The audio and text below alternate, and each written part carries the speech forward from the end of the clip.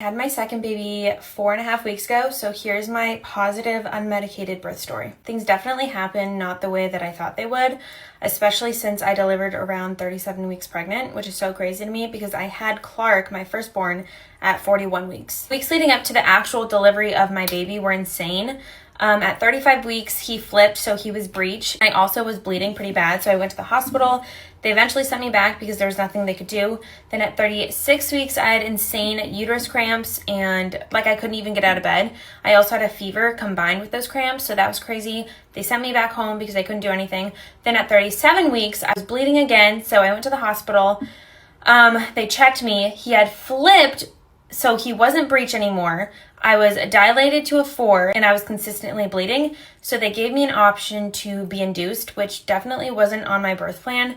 But at that point, I was thinking I was going to have a C-section. So I was like, yeah, sure, induce me. I don't care. So they're literally like, okay, we can do it right now or anytime today. I think that was around 1 o'clock. So I was like, oh my gosh, what? So I called my husband. He was in New Jersey for work and we live in Virginia. So he had to drive back down. And he came back around 10 p.m. that night, and then we drove to the hospital at 10 p.m. to get induced. Got to the hospital around 10:30ish. I immediately was given Pitocin, given the smallest dose of Pitocin with no side effect because I was already 60% effaced and I was dilated to a 4. So that was good. I didn't have to have side effect, just Pitocin. And that's all I got the entire labor and delivery. I only got the lowest dose of Pitocin because my body took over and did the rest. Contractions maybe were at a level 3 or 4 from the time of 11 p.m. to 1 because I got some sleep between those times. 2 a.m. I woke up Rick and I was like, hey, I'm dying. So can you do the pressure points on me? Also put on my TENS machine on my back. I think around 12 a.m. actually, before my contractions got pretty bad. And so from 2 a.m. to 4 a.m., they were probably at a level 7. They were pretty bad. And I walked around the hospital. I ate some snacks. Then at 4:30, I think I was dilated to maybe a 7. And that's when things started getting really intense. I started feeling the pain a lot. And I think around 5, I got into the shower or something like that, 5:30. And I remember stripping down naked. I literally just had the monitor on my belly.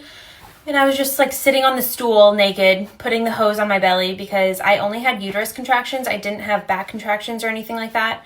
And Rick kind of got into the shower with me and was coaching me. But I remember just doing really heavy, deep moans.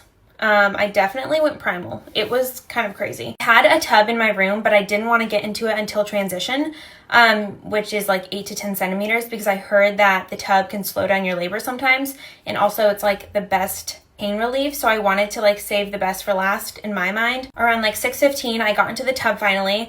And I remember asking the nurses, oh my gosh, am I in transition yet? Can I get into the tub? And they're like, yeah, you're already at an 8. Get into the tub. So I got into the tub. Definitely helped with the pain. Obviously, I still felt the contractions, but when I wasn't contracting, I swear I was asleep. I also hit my head on the tub. So I remember the days after I gave birth, my head was sore. Dilated to an 8.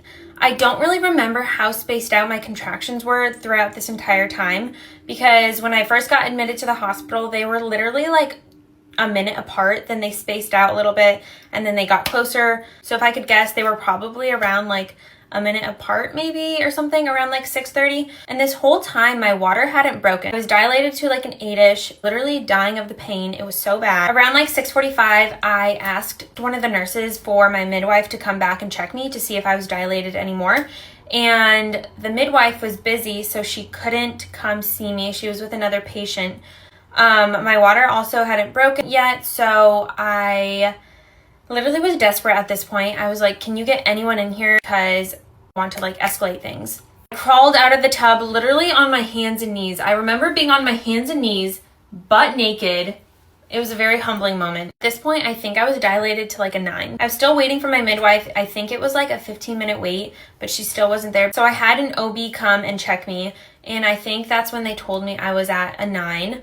and then they asked me if I wanted my water to be broken. They actually had warned me right before they broke my water that my contractions were gonna get 100 times worse, but I was gonna be able to push them out. At that point, I was literally asking for the epidural. I was in so much pain. It was pretty bad.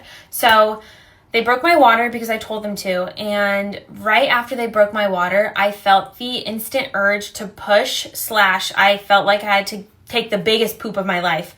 And it's so crazy because my body just started involuntarily pushing him out.